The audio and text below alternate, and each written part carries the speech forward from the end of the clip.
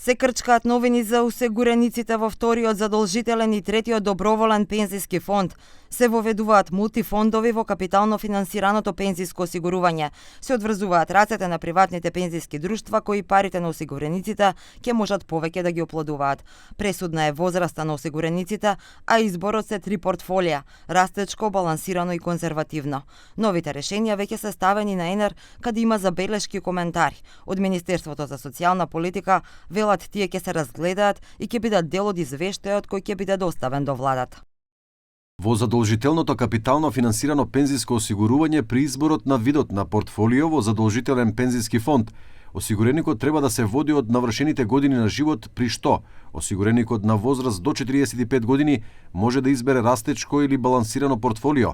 Осигуреник на возраст од 45 до 57 години може да избере растечко, балансирано или конзервативно портфолио и осигуреник на возраст над 57 години на живот може да избере балансирано или конзервативно портфолио.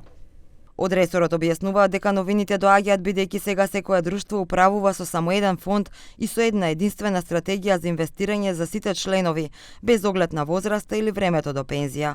Велат дека тоа создава проблем. Ризично е за постарите кои се блиску до пензија и ограничено за помладите кои би можеле да имаат повисок принос.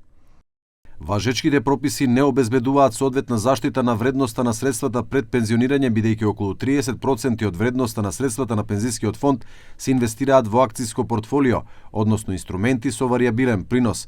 Доколку дојде до негативни движења на финансиските пазари, лицата кои треба да се пензионираат ќе изгубат дел од својата вредност, што не би било случај доколку е имплементиран моделот на мултифондови. Со воведување на повеќе портфолија се овозможува обезбедување поголем очекуван принос за помладите членови, зголемување на стабилноста за членовите кои се приближуваат кон пензија, како и намалување на ризичноста за тие кои се пред пензионирање. Инаку моментално просечната возраст на членовите е 37 години. Иако на предложените законски решенија објавени на ЕНЕР имаше забелешки коментари, од приватните пензиски друштва не ги коментираат новините додека не стигнат финалните верзии.